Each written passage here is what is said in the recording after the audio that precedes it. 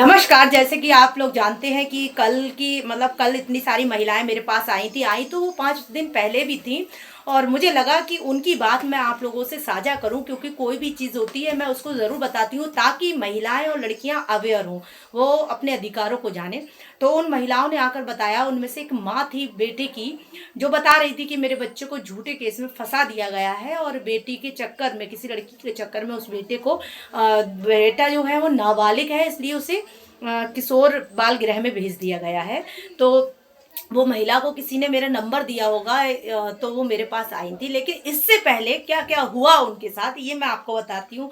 इससे पहले हुआ क्या, प्रधान ने कहा कि आप ऐसा करिए, आपके बच्चे पे ऐसा केस लग जाएगा, वैसा लग जाएगा, और हम केस नहीं लगने देंगे, तो हमें पुलिस को पैसा देना होगा, आप 20,000 रुपये हमें दे दीजिए।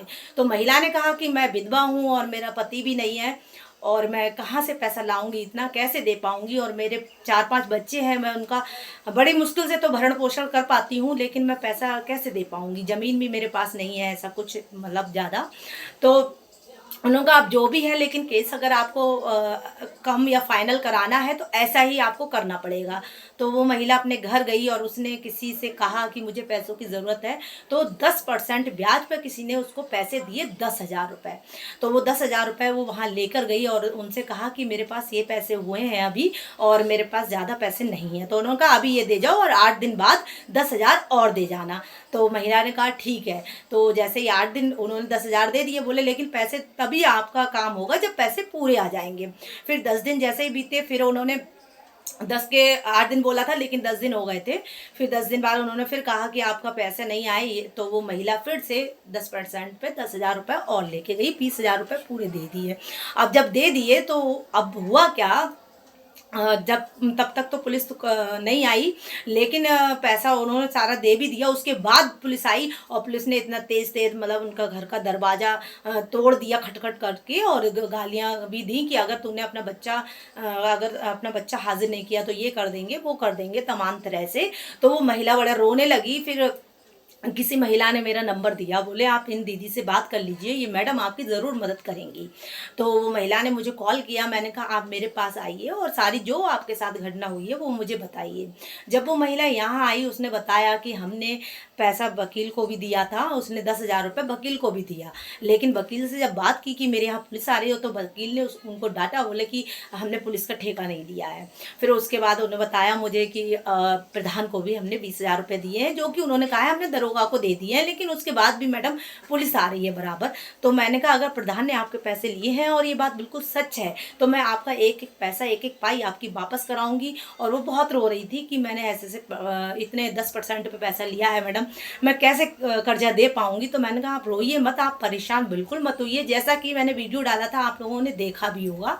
तो मैंने कहा बिल्कुल आपको रोने की ज़रूरत नहीं है, और आपका पैसा मैं वापस करा के रहूँगी। अब आप बताइए कि कोई किसी के पास अगर पैसा चला जाता है, कहते हैं कि हाथी के मुंह में अगर गन्ना चला जाए, कोई वापस तो वो तो देगा नहीं। तो पैसा तो बहुत बड़ी चीज़ है, तो कैसे कोई वापस देगा। फिर मैंने कहा, यहीं से जैसे वो महिला आई, मैंने सीओ साहब को फ़ोन लगाया और मैंने कहा कि एक महिला, विधवा महिला मेरे पास आई हुई है और इसको ऐसे ऐसी प्रॉब्लम हुई है और इसका पैसा भी ले लिया गया है प्रधान ने, और उन्होंने कहा है कि हमने दरोगा को दे दिया।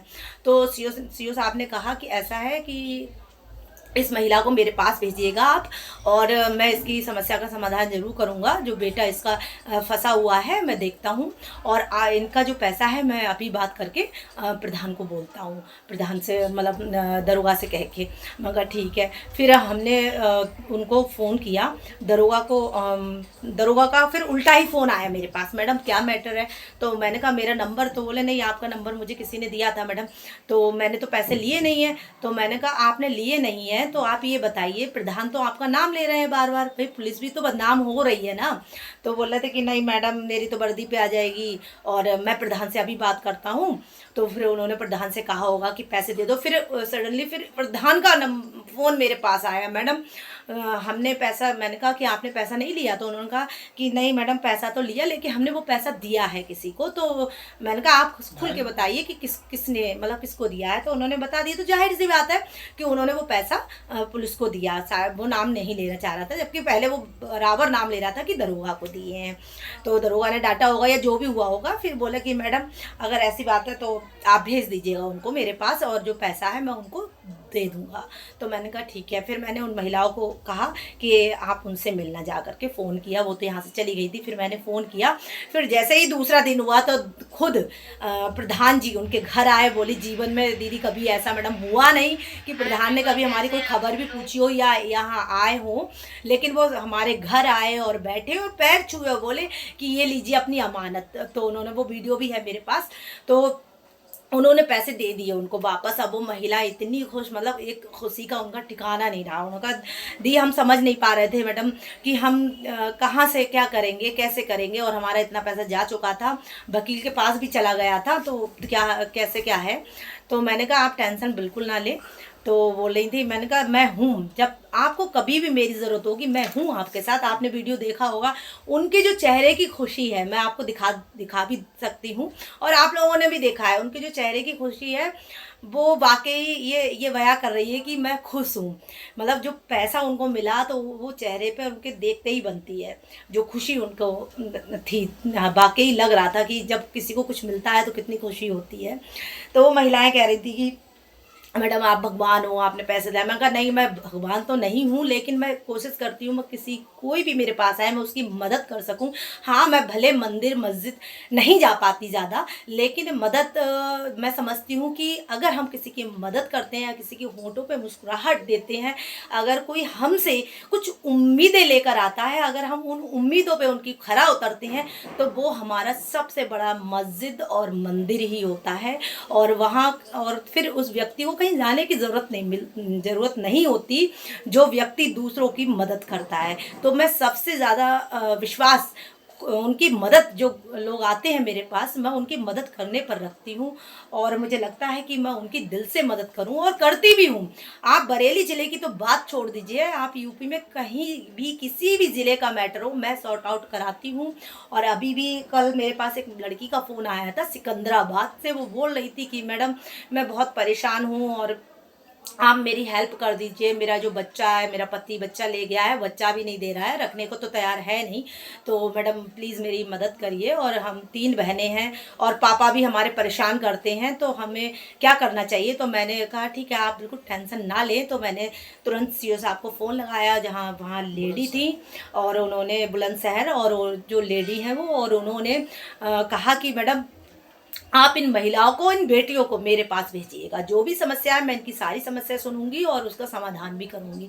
तो कहते हैं ना कि कभी कभी वो चीज़ें हो जाती कि हम सोच नहीं सकते। जैसे उस लड़की ने बताया कि हम इतने सालों से परेशान हैं, कहाँ कहाँ चक्कर नहीं लगाए हमने, कहीं हम थाने जाते हैं, कभी हम चौकी जाते हैं, कभी किसी अधिकारी से मिलने जाते हैं, लेकिन मैडम हमें न्याय नहीं मिल पा रहा है। तो मैंने कहा आपको मेरा नंबर मिला है, आप बिल्कुल टेंशन मत लीजिए, जब तक आपको न्याय नहीं मिलेगा मैं आपके साथ हूँ, और जितनी मेरे से होगा मुझसे मैं आपकी मदद करूँगी।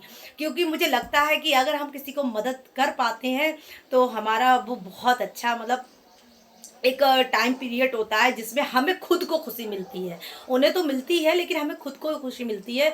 आप सोचिए कल जब उनको पैसे जब वापस हुए, मुझे जैसे ही ये खबर मिली तो मैंने खाना भी नहीं खाया, मुझे इतनी खुशी थी। मुझे लग रहा था कि मेरे एक छोटे से प्रयास से इनको बड़ा फ़ायदा हुआ। एक गरीब महिला, एक विधवा महिला, और एक इतने छोटे छोटे बच्चे, एक जो बच्चा फंसा दिया गया है वही बच्चा मात्र 15-16 साल का है, तो वो कैसे अपने घर का खर्चा चलाती होगी। एक हम लोग तो सोचते हैं तो भी हमें एक अजीब सा लगता है कि पति ना हो उसका, वो अपना खर्चा कैसे चला पाती होगी, अपने बच्चों को कैसे पाला होगा उन्होंने, वो छोटे छोटे बच्चे हैं, कैसे खर्चा करती होगी उन सब से, सब कुछ करते हुए, और फिर किसी को पैसा देना पड़े। मतलब मेरा बच्चा भी उनका फंस गया और पैसा भी खर्च कर रही है और फिर भी न्याय नहीं, तो कितनी बड़ी बात है। तो वाकई अगर कोई भी महिला अगर परेशान है, कहीं भी किसी भी तरह से उनसे पैसे की डिमांड की जाती है, किसी भी तरह से उनको टॉर्चर किया जाता है, तो वो महिला मुझे ज़रूर कॉल करे। मेरा फ़ोन नंबर है 906868244499। आप कॉल करके मुझे बता सकती हो, जो भी समस्या है उसका समाधान करने का मैं पूरा प्रयास करूँगी। तो थैंक यू।